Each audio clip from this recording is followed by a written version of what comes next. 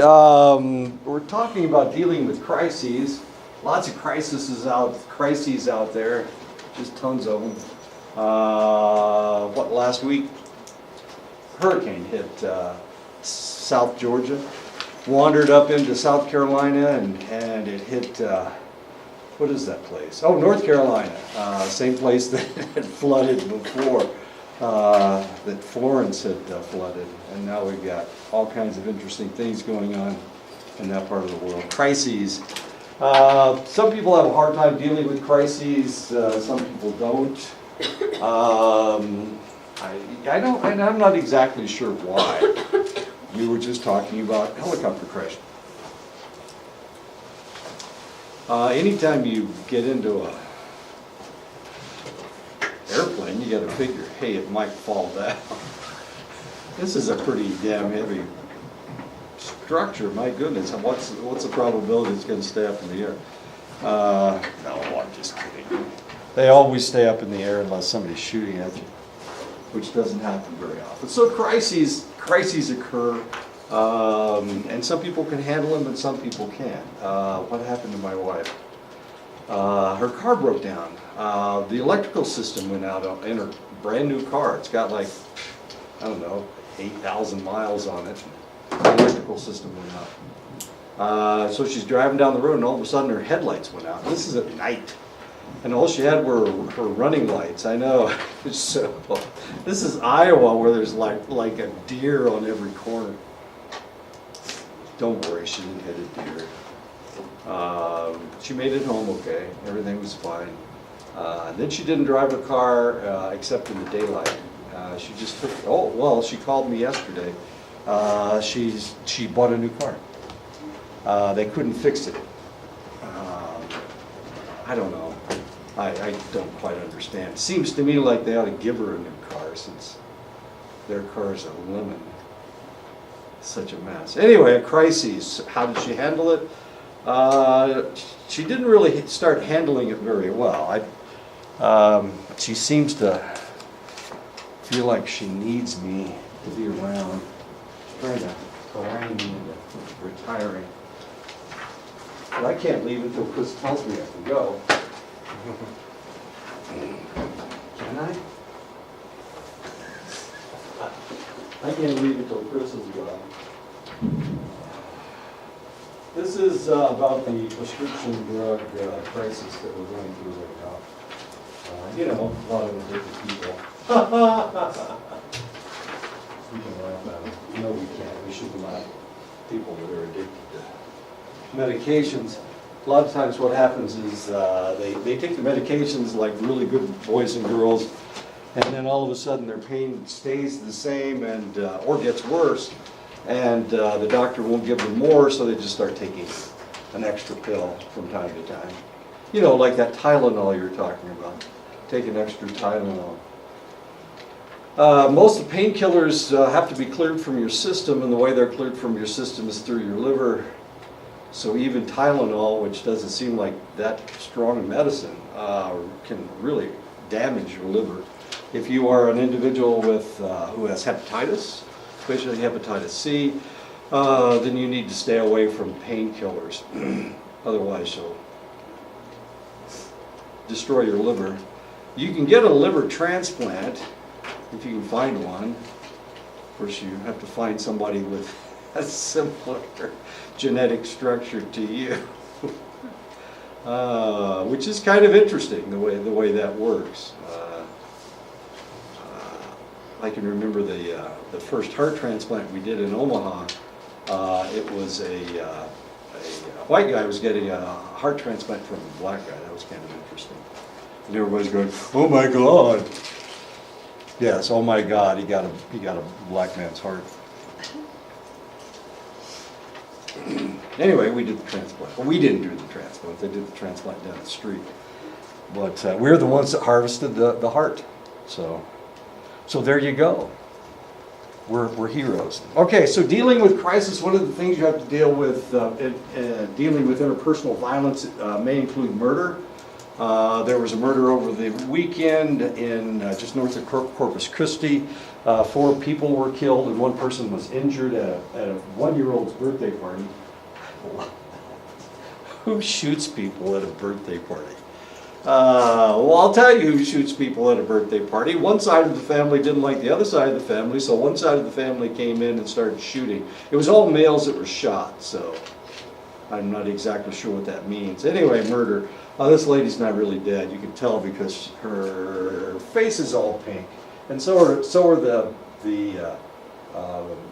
her fingernails. You can tell if, not that you guys would care, but you can tell if somebody's dead by looking at their fingernails. You can also look at their gums to tell if they've got circulation. Usually that's for the first area of your body that the blood drains from is your extremities. So you can see her fingernails are nice and pink, so she's not really dead. But she's supposed to be dead. Crisis situations dealing with interpersonal violence would include rape, may include terrorist bombings, of course. I don't know how many terrorist bombings there have been here lately. They're still out there. I don't know what's going on with ISIS. They seem to be losing the war in Syria, so that seems to have something to do with it. Terrorist bombings. Natural disasters may include floods. Of course, there was really serious flooding in North Carolina and South Carolina, northern South Carolina, southern North Carolina. Now Michael has swept through. Michael was a Category 3 hurricane, and it was like 100 miles inland, and it was still a Category 3 hurricane, which means it's got sustained winds of over 100 miles an hour and gusts up to 155. And this was 100 miles inland, so it was a devastating storm. We'd never seen anything like it before, where the wind blows so hard. If you've never been in a hurricane, has anybody ever been in a hurricane? You guys don't have hurricanes up here in the mountains? Of course you don't. We were in a typhoon when I was in Japan. That was fun. It was raining horizontally. It was so weird. The rain would just keep going until it hit something. It hit you right in the face. And I'll tell you, when you get hit by a raindrop, when the wind's blowing at 100, 120 miles an hour, that hurts. It really hurts. It's like being slapped in the face. Anyway, yeah, so flooding, of course, is kind of a serious problem. They're having a problem in Iowa right now with flooding because of they've had several rainstorms. The rainstorms came from, you remember the rain we had last week, that tropical storm coming up from the Gulf of California. That's where your rain came from. And then there was another rainstorm that came in. Michael came in from the Gulf Coast and went up that way. But when it did that, it spun off all these rainstorms off into the middle of the country. Now they're having flooding. All the rivers in Iowa are at flood stage, including the Mississippi River, which is overflowed. Always fun when the Mississippi River overflows. Has anybody ever been in a tornado? You guys miss everything. This is what it looks like. It turns houses into matchsticks, as you can see. It destroys trees. It wraps cars around trees. It's pretty strong. Hurricanes are fairly strong, sustained winds, 150, that kind of speeds. But tornadoes have speeds up to 200 miles an hour, so it's pretty devastating. But the biggest problem is the air pressure that it causes. If you've got a tornado outside your house and you've got your house closed up, the barometric pressure will blow the walls down. That's usually why these houses look like this. What you really need to do is open the windows. If you open the windows, then it doesn't build up pressure inside, which seems kind of counterintuitive. The best place to go in a tornado is in the bathroom, because you've got all that plumbing. And the plumbing, well, plumbing these days is made out of plastic. But you've got a porcelain toilet to sit on. You've got a bathtub that's fairly sturdy. Usually what you do is crawl into the bathtub and pull a mattress over the top of you. That's usually fairly safe. And then of course the ceiling comes crashing down. But it doesn't kill you because, you know, you're underneath the mattress. Wait a minute. So you guys have never been in a, of course you've never been in a tornado. I used to live in Oklahoma and North Texas, and oh God, every place that tornadoes strike. I got hit by a tornado in Indiana. We lived in Nebraska. Jeez, you guys. You never experience anything. That's no fun. How about a house fire? It's really dangerous. You need to get out of the house. We lock our houses up so nobody can get in. But the question is, can you get out if there's a fire? You know, you need to be able to bust through the window or something to get out. Of course, we just talked about hurricanes. We saw Michael. We saw Florence. Maria just about devastated Puerto Rico. Maria killed almost 3,000 people, 2,975 people. A lot of people died because of Maria. And mostly they died because we didn't really help them very much. Did we? Or did we? Did we help?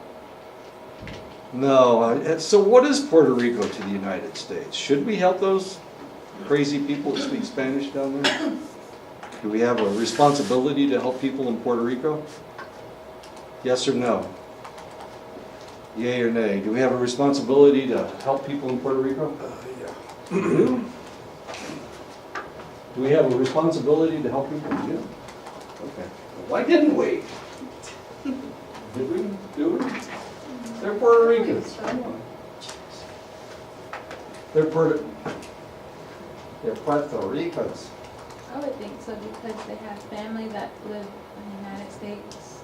Okay. Like people that live here, they have family down there. What if it was Georgia? Oh, wait a minute, Georgia just got hit by a tornado. I mean, a hurricane. Do we have? Are we responsible for the people in Georgia? How about the people in Puerto Rico? Same responsibility, different responsibility?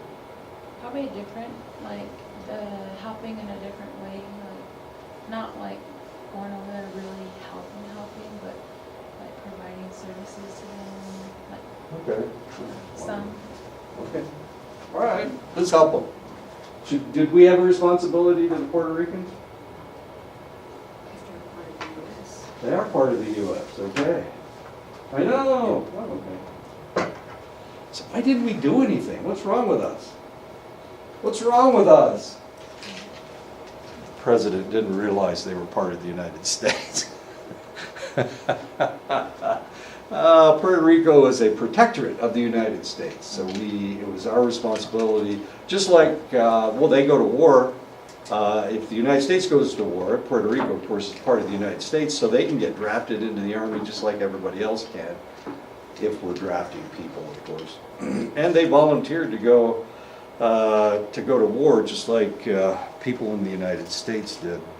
So yes, we have the same responsibility to those people that we do to anybody living in the continental United States.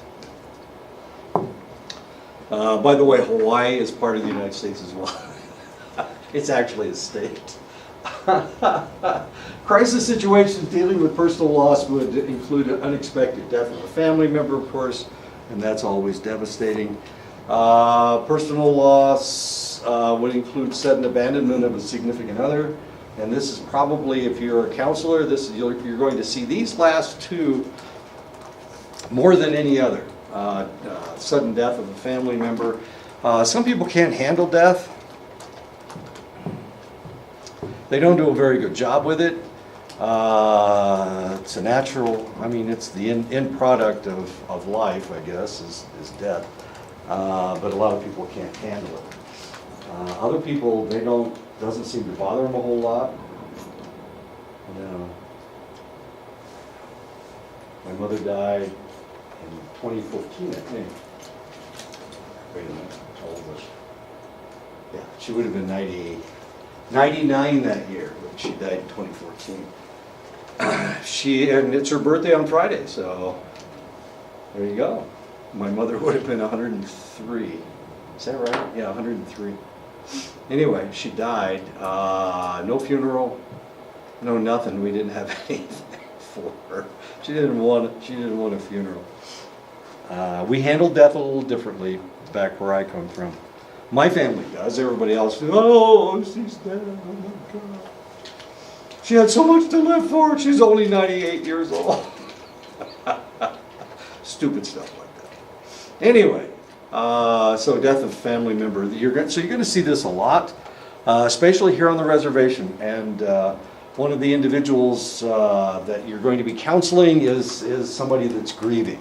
I don't think you guys handle death very well. I think you handle it very poorly, as a matter of fact. But it's not. That's your culture. It's part of your culture. Of course, I've been dealing with death ever since I was working in the hospital. I've worked in cemeteries, I worked in morgues, I worked all over the place with people dead and dying. Working in a cemetery was kind of interesting. So what do you mean by we handle death poorly? Yeah, I don't think you guys agree. Proper way to handle death? Yeah. Well, I think there's a better way to handle death. I don't think you grieve very well. You just kind of pretend it didn't happen. Well, it still hurts. I mean, it hurts, and you need to talk about it, but you can't. But you can't even mention, because you can't even mention the dead person's name. No, I don't think you guys handle death very well at all. Do you handle it worse than other people? Yeah. I've been around. Well, I've worked in a cemetery. It was a national cemetery, so we used to get lots of people. We used to get Lutherans come in, Lutherans would come in, and we had Muslims come in, and we had religious groups from Puerto Rico, the Philippines. We had one group that when people die in their culture, they mummify them and put them up on a ledge. That was weird. That was different. Of course, you can't do that at a national cemetery. But at our cemetery, you couldn't watch people being buried. We did it. We buried them when you come to the gravesite. But that person we had to allow them to come to the gravesite, since that was part of the culture. It's really kind of interesting. No, I don't think you guys handle that very well. But you're going to get to deal with it because one of the individuals that you're going to be counseling is grieving. So we'll see how that turns out. So death of a family member is going to be relatively common for you guys. If you stay on the reservation and you do any counseling here, that's one of the things that you're going to be dealing with. Since people seem to have a problem getting over somebody dying, since the grieving process is incomplete. And this is the other one. This is the other one. Losing a significant other, wondering why the person left. This is going to be a tough one. It's always a tough one because there's no explanation, right? Even if they told you why. I fell in love with my dog, and I'm leaving you I'm going to go wander off into the desert. Or I fell in love with somebody else's dog. Dealing with crisis, it is important to stay calm and remember that safety is the first priority. So the first thing you need to do is make sure that they're okay, that they've got everything that they need. You need to keep them safe. Especially in a crisis situation such as a hurricane or a tornado, you need to secure them someplace to live. And make sure that they have food. Use skills of listening, asking questions for clarification, express empathy and warmth as much as you possibly can. Show them that you're there and that you will help them any way you can. And of course, seek supervision as soon as possible. Normally, if it's a crisis situation like a hurricane or a tornado, something has to happen. Something has to, there are other organizations that are around that are feeding people, that are housing people. So you need to make sure that you have the best situation for your client. Pre-contemplation stage, clients do not see any need to make a change, and of course that's a problem because they probably need to change. They need to do something anyway. They do not see their behaviors or feelings as a problem. Blaming others for the problem, of course, it's always somebody else's fault. Some people have never made a mistake. Donald Trump is a good example. Just ask him.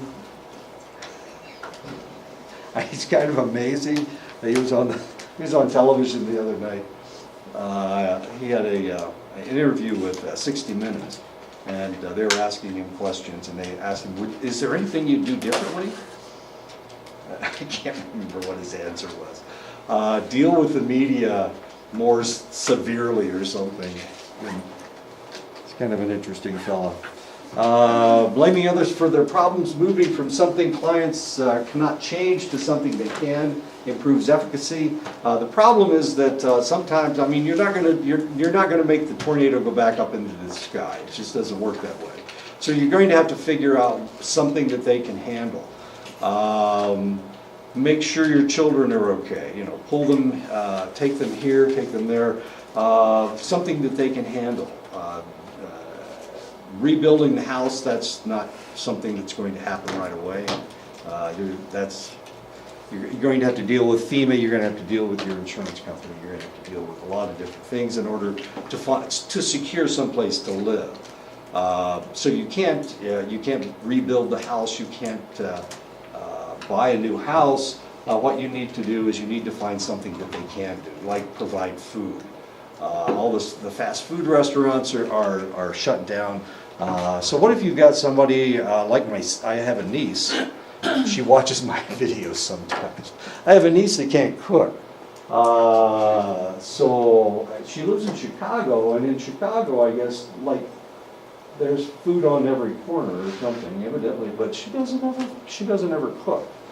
I asked her where the closest grocery store to her apartment is, and she said, "I don't know."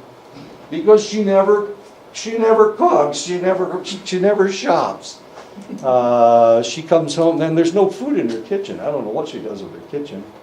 I don't think she even needs a kitchen, because all she does is open up packages and then put it on the table. She doesn't cook. She can't even toast bread. I mean, it's that bad. She used to visit my parents' house, and if nobody cooked, she didn't eat. I mean, she just kind of sat there. Well, I'm kind of hungry, and then she'd drive into town and get some food. Kind of interesting. Anyway, so you need to find something that they can do. Empathy about problems that are out of the client's control is necessary, like the house that doesn't work. You can never bring somebody back who has died, of course. That's just not the way it works. Even in the superhero movies, they almost never can bring somebody back to life. Superman did it in the first movie. I don't know if you remember the first movie, but he spun the world backwards and turned back the hands of time. And what happened? Lois Lane fell out of a helicopter and hit the ground and died. So he started flying backwards, counterclockwise. Yeah. And he started the Earth turning the other way, and he turned back time, and Lois Lane came back to life, and he saved her this time.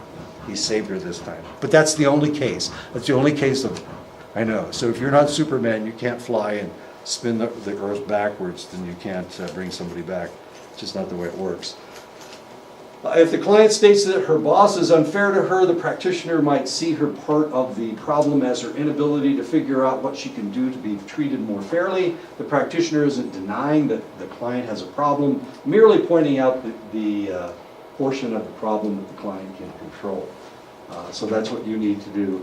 Bosses are bosses, and there's not a whole lot you can do about it, but there are some things that you can control. And that's what you need to point out to your client. There's our grieving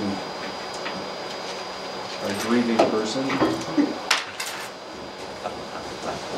So you're all going to be able to deal with grief. This is going to be fun. Are you wearing that jacket to get an A in Wolf's class? Is that what's going on? It'll work. Yeah. Is that a brand new jacket? No, old school, Okay, all right. 1996. I thought maybe he bought it just for an A in Sue's class or something. It works. If the client states that the problem is the city's failure to adequately maintain their neighborhood, the practitioner might help the clients to see their part of the problem as their lack of information about how to effectively lobby for services. And of course, they do need to change things. We're going to talk more about this at the end of the chapter. If a mother, we're still in the pre-contemplation stage. If a mother is upset because her son is doing poorly in school and wants to make him bring up the grades, oh, I didn't tell you, my grandson scored a touchdown on Sunday, I know, and he had an interception. He's 6 years old. He's only this tall, and evidently he dove for the ball and caught it. I know, which is his favorite thing. He hates walking around on his feet. He likes diving through the air, as if he's diving into a swimming pool. Anyway, he dove and caught the ball. Real excited. If a mother is upset because her son is doing poorly in school and wants to make him bring up his grades, the practitioner will accept this as a valid concern and work with the mother to figure out what she wants to change about herself. The mother may be focusing too much on what the child is not doing, or may not have encouraged him. She may not have discussed the problem with his teachers, of course, and of course she needs to change the way that she's approaching things. If the client is a young single mother of 3 children who states that she doesn't have enough money for food and housing, even though she works full-time, the practitioner can work with her on her desire for more income so that she can better provide for her family, and can tell her about whatever additional resources might be available to help her provide for her family. Okay, wow, that's quite a sentence. Oh, okay. Santa Claus. Motivational interviewing can be very helpful.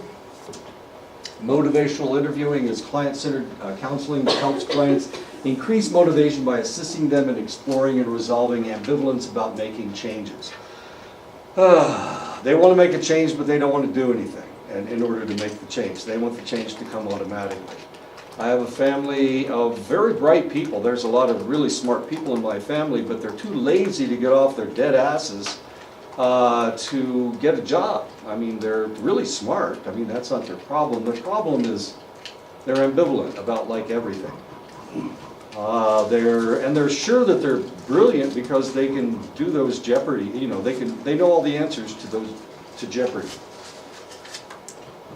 But I don't think anybody's going to call them on the phone and say, "Hey, I saw through the television that you know all the answers to Jeopardy. Why don't you come over to California and do a Jeopardy challenge or something?" That's not going to happen. That's how lazy these people are. And that's known as ambivalence. They don't have the gumption to get up and do something. They just want to complain about it. That's what ambivalence is all about. And a lot of times that is the problem. Everybody in this room, you're not ambivalent because here you are at college, you're trying to improve yourselves. So I congratulate you on your lack of ambivalence.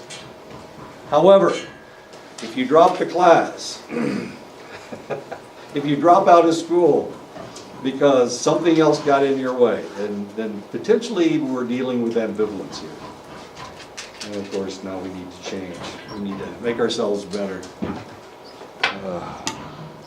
Don't tell my cousins I call them lazy, but they are lazy. They're so lazy. And fat, oh my God. I have a cousin that has to squeeze to get out of his trailer door. Sideways. He has to walk through sideways. His leg's so big, almost as big as the door is. It's that fat. He's got type 2 diabetes. What else does he have? He's got liver problems, drinks a little bit too much, smokes a little bit too much marijuana. And he's going to die young. But he's going to die brilliant, so who cares, right? As long as you were smart and dropped out of school in the 8th grade, but you know all the answers to Jeopardy. Resistance, rolling with resistance. Clients have valid insights and ideas about their situations. So your job is to motivate them, is to get them to actually act on their ideas. Arguments for change are avoided by clients. Change, a lot of people are really afraid of change. They're just deathly afraid that something is not going to be the same as it used to be. And this isn't good. We need to change in order to make ourselves better. The practitioner indicates a willingness to work on the problem identified by the client. Resistance often arises when the client is required to see the practitioner. They will be resistant to that. They don't want to come in. Of course not. Then they have to get their fat ass out of their trailer. Which, that's my cousin. I'm sorry. I'm talking about my cousin. He's my third cousin. He's my first cousin's son. I guess that makes him my second cousin. He's my second cousin. A motivational interviewing strategy that involves pointing out an incongruity between the client's present behavior and something that they value or want. We're still in the pre-contemplation stage. This may increase a client's motivation to change. Hopefully, we're trying to motivate them. We're trying to get them off their dead butts. The goal is to move the client to contemplating that there is a problem that they can work on. And of course, as far as they see it, what's the easiest thing to do is to just sit there and let things happen around you. In other words, you let other people take charge of your life. They have allowed other people to take charge of their lives. Identifying discrepancies. Contemplation stage. Oh, now we're in the contemplation stage. Was there anybody that doesn't have this? Here.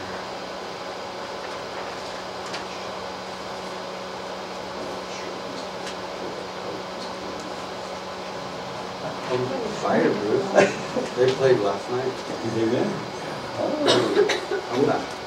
So what's the record? It's like 2-3-2. 3-2, not 2-3. Okay. Well, there you go. They're going to win their division, I'm sure. Hopefully. Yeah, even Sue, the owner, too. So they're sure. There is a readiness to believe that there is a problem. Of course, now we're in the contemplation stage. They see that there's a problem. The client can acknowledge the advantages of changing, but is also aware of the costs. There's always a cost. The cost of my third cousin or second cousin, whatever he is that he has to get up and move.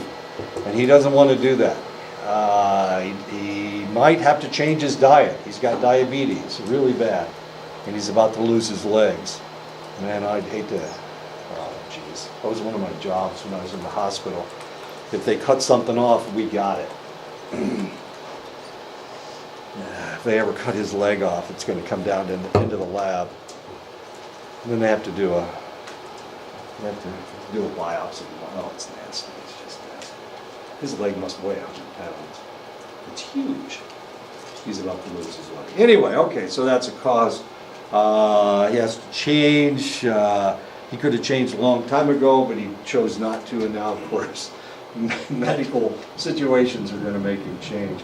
Express empathy, and we do need to be empathetic. Obviously, I'm not empathetic to my cousin because I've been trying to convince the fat person that he needs to change his lifestyle. No, he knows all the answers to Jeopardy. Important at all stages of change that you show empathy to the individual. This provides acceptance if you show empathy to the individual. Of course, it's a lot easier for me to complain about my cousin when I'm not anywhere close to him. If he were standing, well, he's not going to be standing in front of me anyway. Sitting down because he's so lazy. I would try to help him, and I always have. And he is smart. He's really, really smart. But he just pisses me off a little bit. This guy's drunk. I know that you know that your drinking is a problem, but right now stopping seems impossible. And of course, when you're an alcoholic, that's the way it works. I understand that you think it would improve your health if you gave up smoking, but that giving up smoking feels almost impossible. That's a whole pack, isn't it? Yeah, that's a whole pack. She's got a whole pack in her mouth. That's a lot of cigarettes. Advanced reflecting. Client's perspective is essential to advanced reflecting. Identifying values, meanings, feelings, and expectations. This is what you need to do for your client. The closer you can get to their advanced, to the depth of their values and their meanings and their feelings, the more likely you're going to be able to get them to change. You need to tie into that. You need to deal with that as much as you possibly can. A lot of people have maintained desires and fantasies, and of course if you can figure out what those are, then you can use those to help your client change. The reality is that your client needs to change. You know they need to change, potentially they know they need to change. So the only way that you can do that is by tying into all of these values, these feelings that they have in depth. Expressions need to be stated tentatively, so you need to be really careful. It's like a raw spot for this individual, potentially. So you need to be very careful about how you talk about it. The purpose is to invite the client to have insight, self-awareness, and/or a deeper understanding of his or her situation. And you're trying to get them to change. Advanced reflecting, it seems like you feel angry because you value communication and he doesn't. You have moved from focusing on the client's husband to identifying what the client values. Communication. It sounds like you feel angry because you expect clear directions from your boss.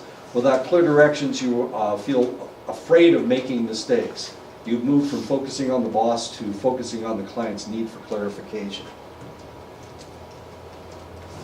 It seems like you value open communication and haven't found a way to invite other members of the group to share openly, moving from focusing on the client, what the client thinks is wrong with the other group members to focusing on what the client values. I hear that you are frustrated and think this group isn't accomplishing enough.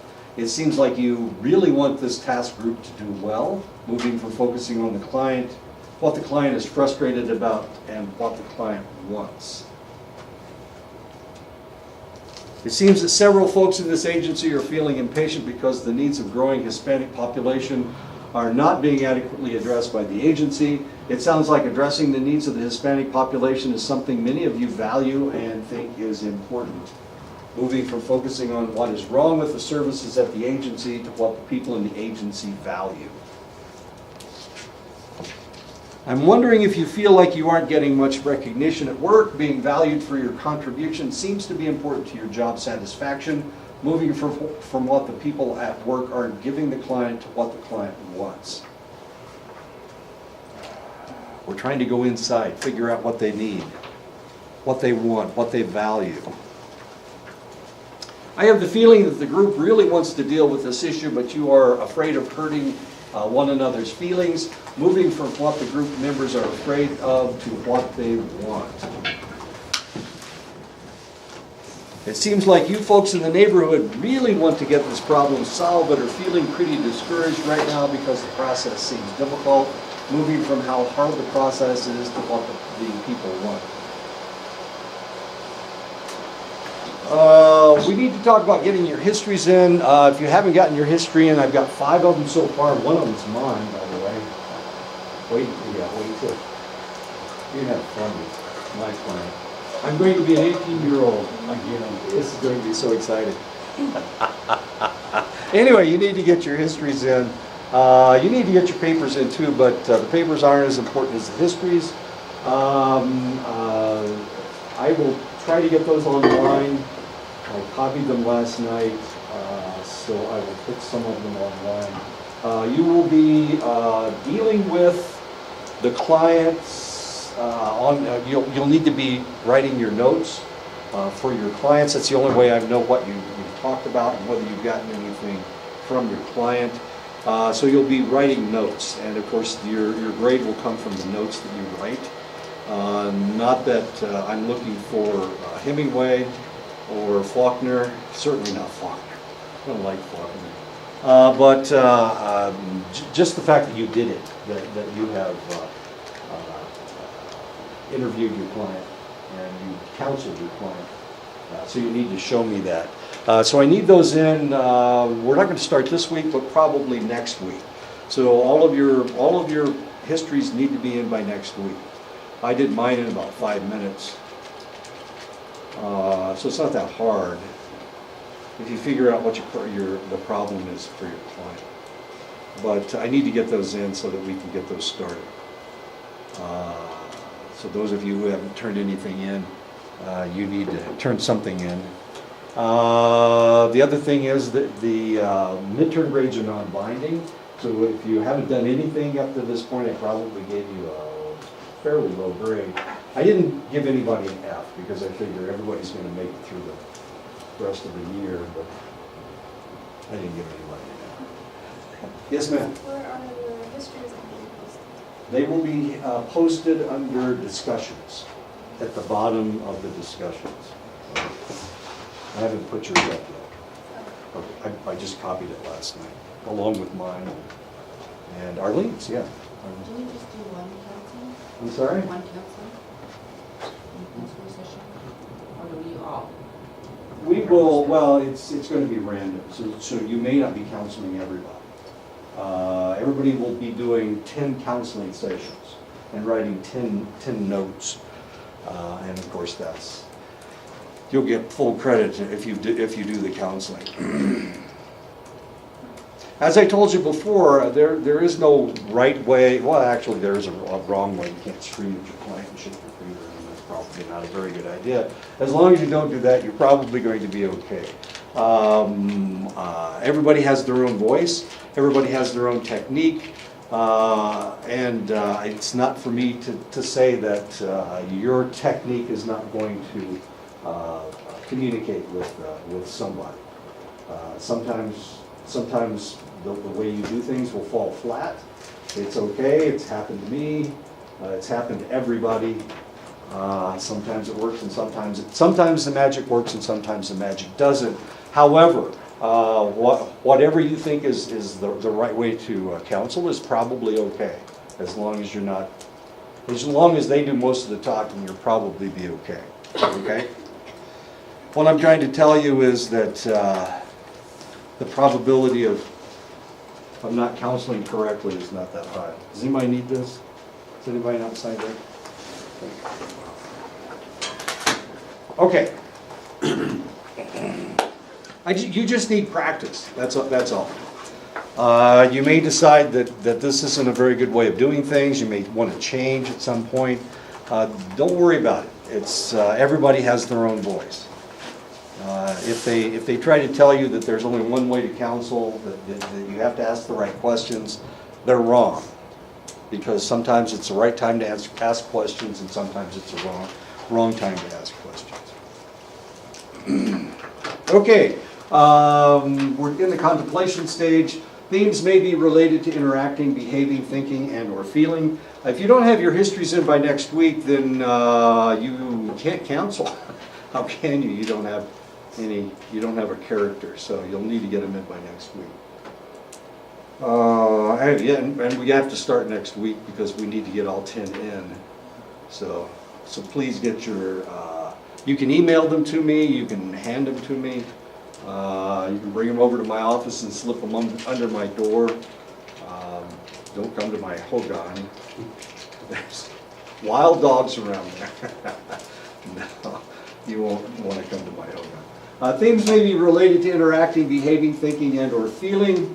Seeing patterns can help clients to make changes. A theme is an idea or a point of view shared by several people. A pattern refers to the consistent ways of thinking, feeling, or behaving. A lot of times what your client will do is they will try to block the counseling sessions. Maybe it's too painful, maybe they're just jerky, maybe, there's a lot of different reasons why they don't want it to work. They don't want to change. People hate change, as odd as that may seem. So one of the things that you need to do is you need to point this out to them. And usually this is done through a theme or a pattern of thought processes. Okay. That worked. Okay, there we go. A pattern might be related to how a client tries to escape, run away, or use some self-defeating behavior. They know it's there. Usually they know that they're running away, that they're not, that they're throwing up roadblocks. Usually they know that. Sometimes they don't, and it's your job to point that out, that they're trying to block what's going on. A lot of people use self-defeating behavior. Drinking is very often a self-defeating behavior. They're using it as an excuse. Are they really an alcoholic, or are they hiding behind the bottle because they don't want to deal with something? That happens a lot. So that's your job to figure that out. The practitioner can ask about possible connections between problems and thoughts, feelings, ways of coping in other situations. Let me give you a quick example. I was counseling this lady. This has to do with sex, so not actual physical interaction between two people, but it has to do with somebody flirting with somebody else. She's a very attractive lady, and I was counseling her, and what did she come in for? I can't really remember what she came in for, but I remember where we headed. Her problem was that, I remember her. She wasn't getting along with her husband, and so she came in to visit, or she came in for a counseling session. She wasn't getting along with her husband. The problem was that she claimed that her husband wouldn't leave her alone, that he was always trying to attack her. He was always trying to take her clothes off. It was terrible. And so she came to the counseling session. This is in Lubbock, Texas, where it's warm, actually warm in the summertime, warm in the wintertime sometimes. Anyway, so she had on a sundress. You can understand what a sundress is? Is everybody okay with a sundress? Mm-hmm. All right, okay. Sundress. So she has on a sundress. She's fairly well endowed, and it's fairly low-cut sundress. So while we're talking about this, here she is dressed very provocatively, and she's sitting across from me. Let me show you. I have to show you. Okay, so she's sitting across from me, and we're kind of sitting knee to knee, but not really. She's not really that close, and she's got really long hair, and she keeps leaning over and flipping her hair over her head, sweeping her, and she has this honey blonde hair. I know, it's really kind of bizarre. So I'm sitting there with my hands on my knees, and I'm talking to this lady, and she keeps doing this. She keeps leaning over and flipping her hair. Well, she's got on a sundress, I told you that before, and it's fairly low cut, and she's fairly well endowed. So as she leans over to flip her hair over her head, of course, I can see down to her toes. It's really kind of interesting. Or not that interesting. Or maybe it was just too interesting. So here she is. She's complaining about her husband attacking her all the time. Oh, I was taking a shower the other day. When I came out, he came up behind me and he pulled my towel off. Okay. What do I say? I don't know. Okay, so she's complaining about this, and all the time she's giving me, it was better than almost a lap dance. It was kind of interesting. She's getting closer and closer, leaning closer and closer to me. And I started out with my hands on my knees, and pretty soon I've got my hands across my protecting myself. I was protecting myself. This lady's getting closer and closer, and she's leaning in closer and closer.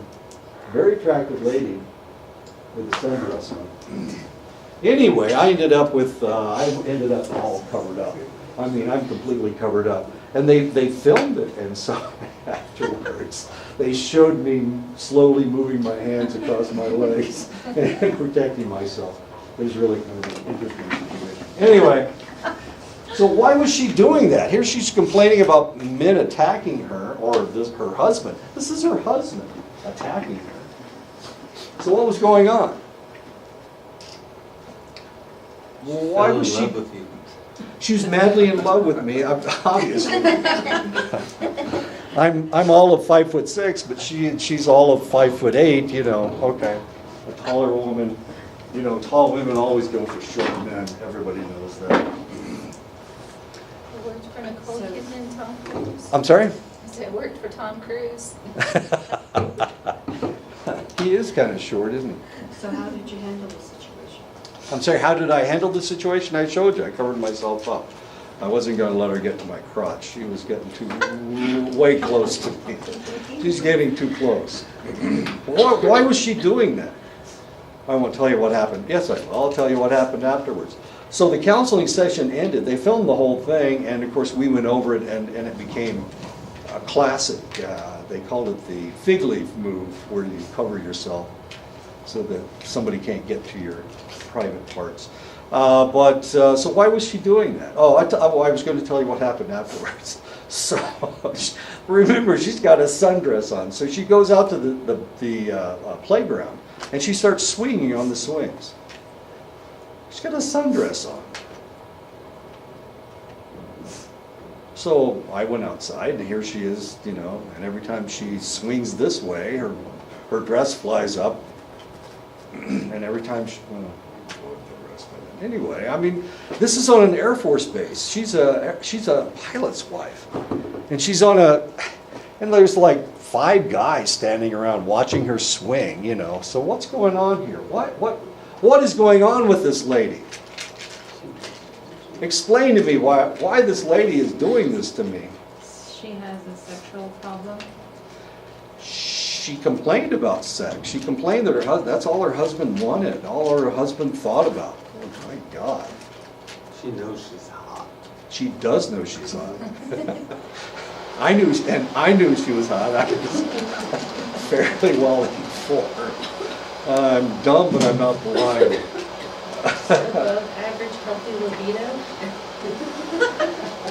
If she had a healthy libido, why was she complaining about her husband attacking her all the time?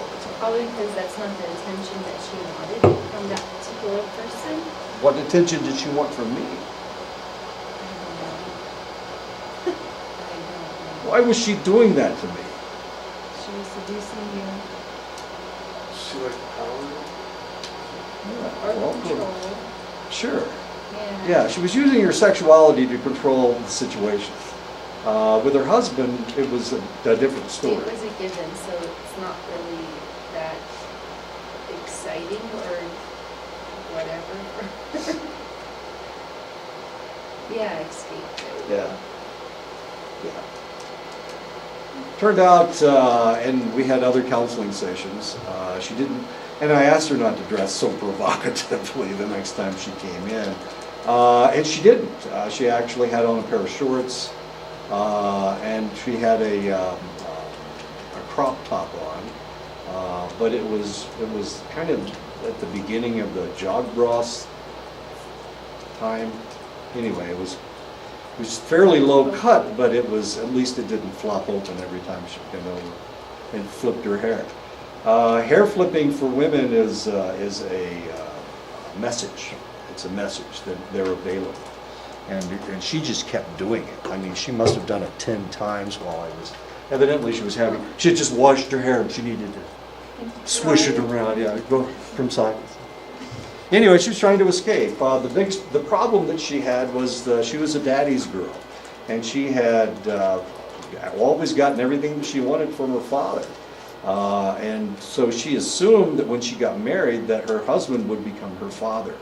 And it didn't happen that way. It didn't work that way because he married her for one reason, and maybe it was lust. No, it was lust, but she was seeking something else.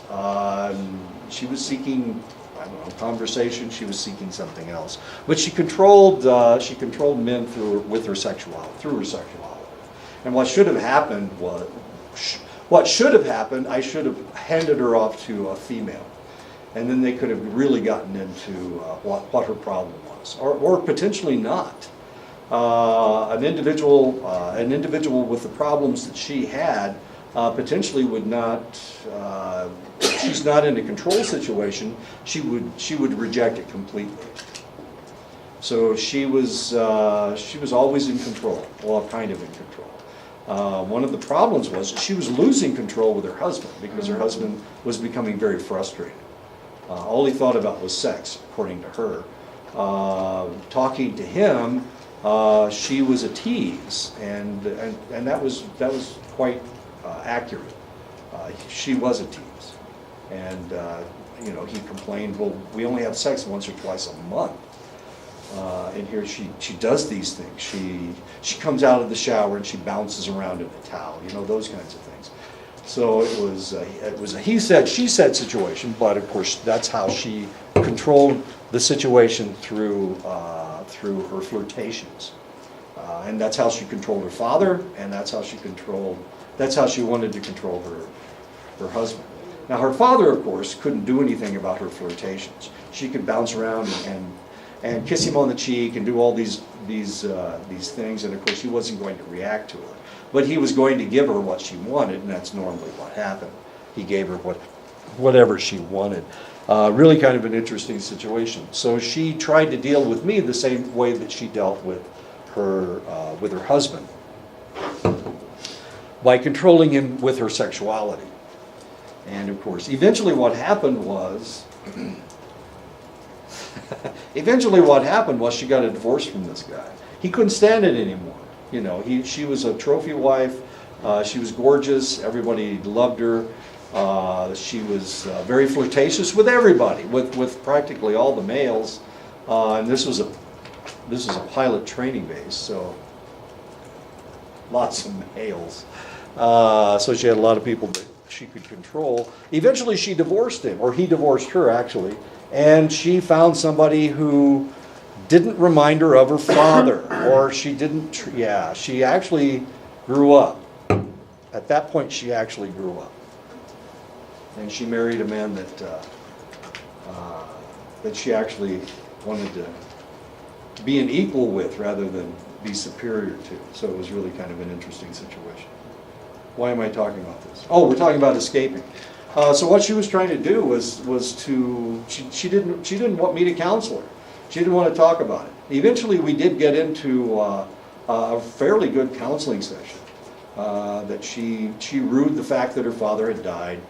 Her father had died like a year and a half. She hadn't properly grieved, was part of her other problem. So she was acting the same way she did when she was around her father. She actually came to my house one night dressed in a bicycling outfit. I don't know if you've ever seen a bicycling outfit, but they're really not very loose. Spandex. She came dressed in spandex. And she started doing the hair flipping thing. Oh, God. I was afraid I wasn't going to get her out of the house. It's kind of an interesting situation. Of course, I had 2 kids at the time. I was a single parent. Why do all the crazy ladies go to you? I'm easy?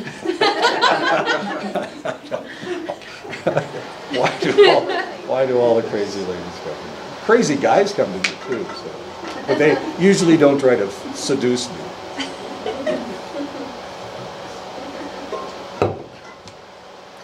Well, that's a good question. So why would all these strange women come and want me to counsel them? Why? What's the difference between me and another guy? You listen? I do. I'm a listener.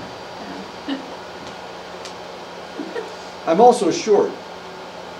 Really? Does that have anything to do with anything? Has everything to do with it. It really does. So I seem a little safer than other individuals. If I were tall and dark and handsome, then probably they wouldn't come to me because they'd be afraid that they couldn't control themselves around.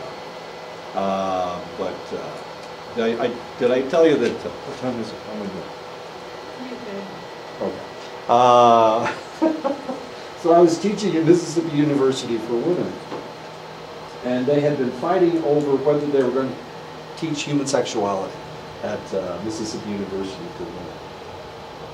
It had been on the books, they tried to teach it, and for 11 years they fought about it. It was the state legislature wouldn't let them teach sex to women in Mississippi. So finally they passed. Finally they got a liberal a liberal legislature, and they passed.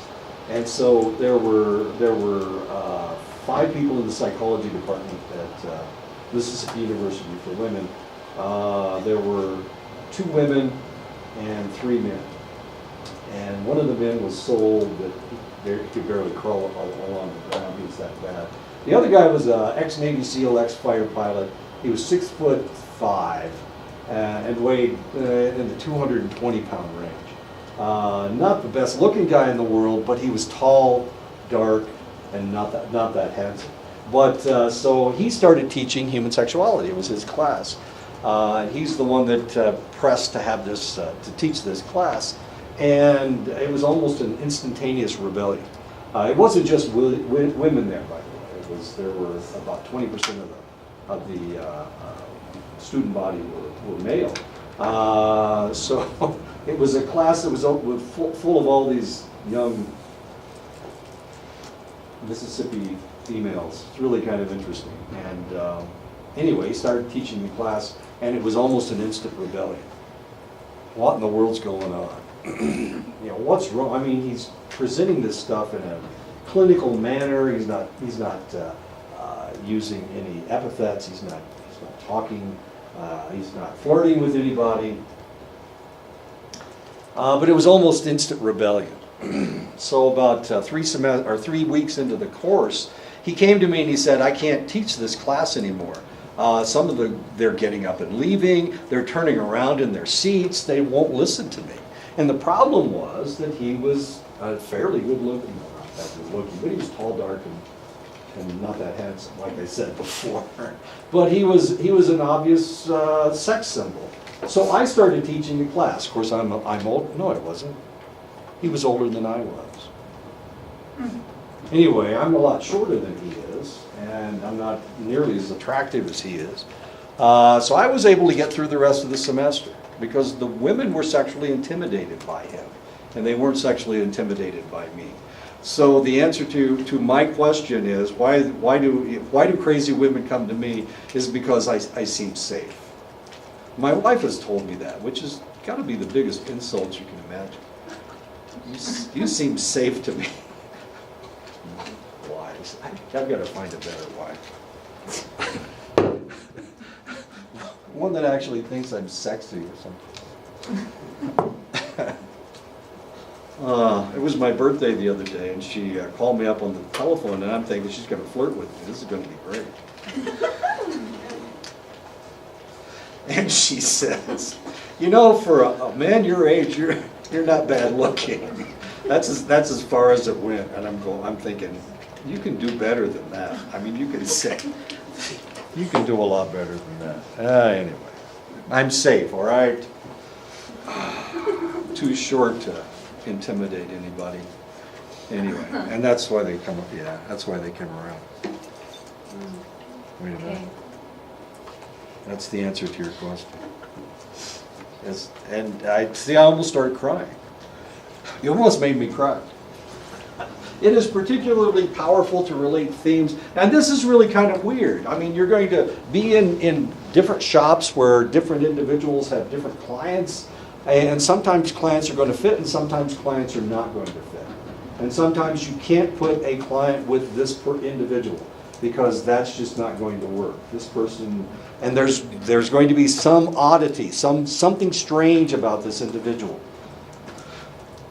that you can't put this person in with this person. And if you try to do that, it's just not going to work. They're not going to be able to do a good job. Does all that make sense? Remember, we have personal dynamics. There are personal dynamics that we're dealing with. And sometimes it works and sometimes it doesn't work. All right. So the tall, dark, and handsome guy, I couldn't teach human sexuality. It was too intimidating to the young ladies.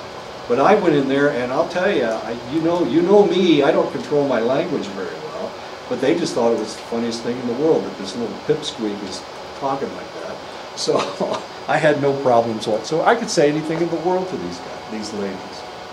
I was like their best buddy. Telling that story made me think of this anthropologist teacher, or anthropology teacher that used to teach here. He was like that. He was really tall. Some girls thought he was handsome.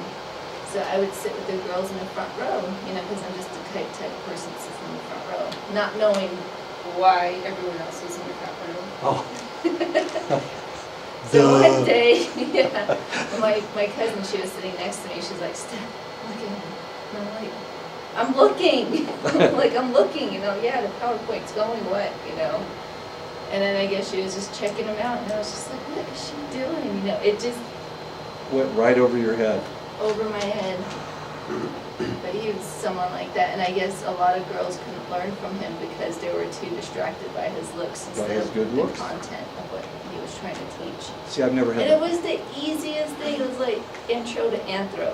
It was just like so basic and so simple, and they just did not get the grades. They couldn't see him. I mean, No, they couldn't see there's the board. I have a picture of him. Oh, really? Is he Yeah. that attractive? I see him now, and I'm just like, What did they see in this guy? I don't Oh, know. jeez. Indiana Jones, I guess. I don't know. He's horrible looking. Especially with that ugly cowboy hat. Right. But yeah, that made me think about that, and I was like, oh, okay, that's what the problem was. Which is kind of interesting if you think about teaching.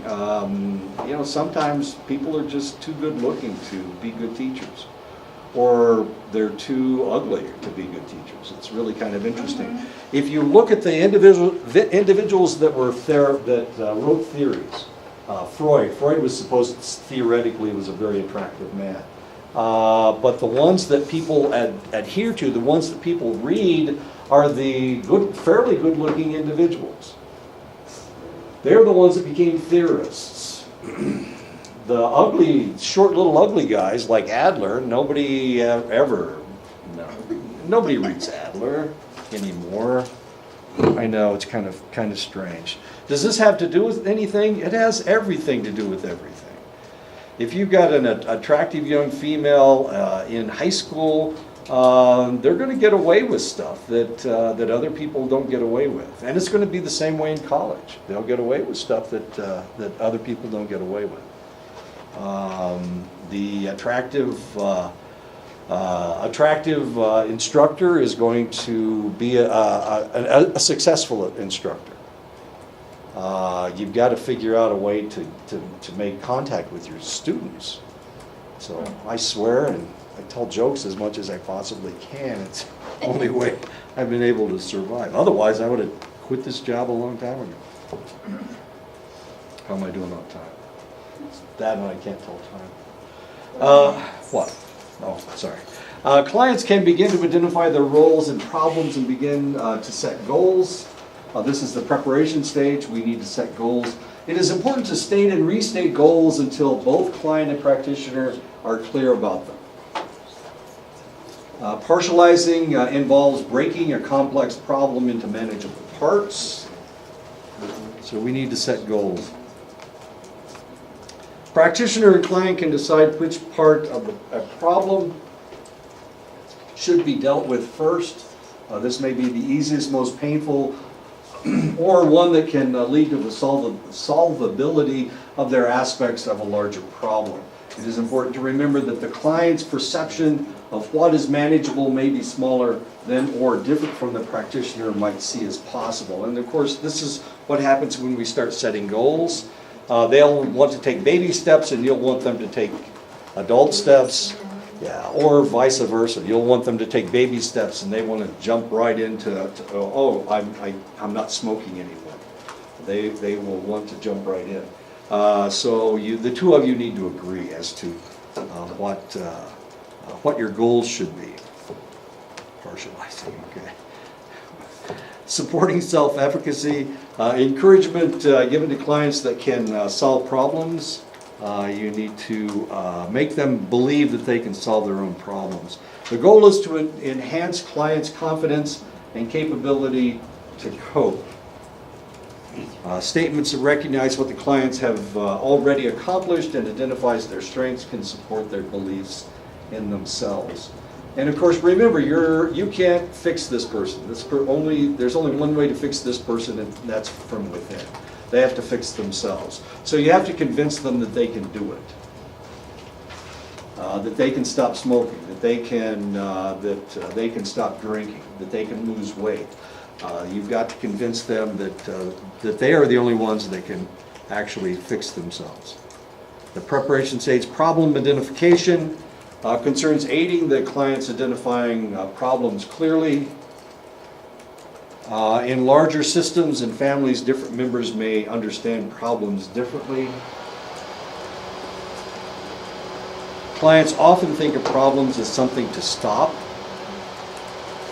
They need to change to what they want to start doing. A lot of times this is, once they realize, well, yeah, I need to stop this, but I also need to start a healthier lifestyle. If they can think of it from the point of view of starting rather than stopping, a lot of times that will give them the impetus to change. Change is not only stopping, but it's also starting. And we need to emphasize the positive rather than the negative. It's a lot easier to do a positive than it is to start a positive than to stop a negative. Healthy lifestyle, going to the gym, walking up the stairs every day. You know, this is something that you started to be healthier, not stop eating potato chips or something. Preparation stage. Ethical considerations in problem identification.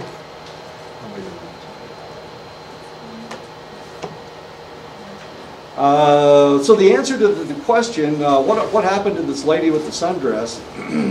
The answer was, she fixed herself. But she had to fix herself. The only thing that I did for her was point out that she had daddy issues.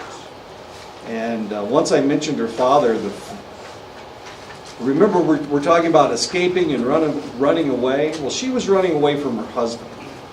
She was trying to escape. Well, I'm not exactly sure what she was trying to escape.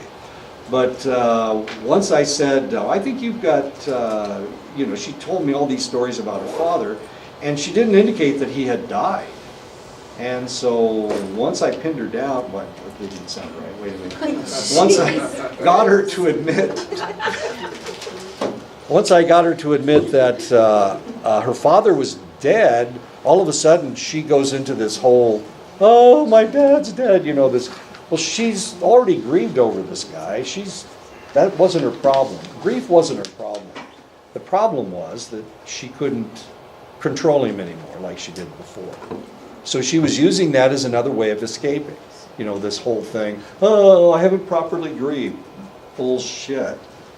You married this guy. Yeah, you grieved.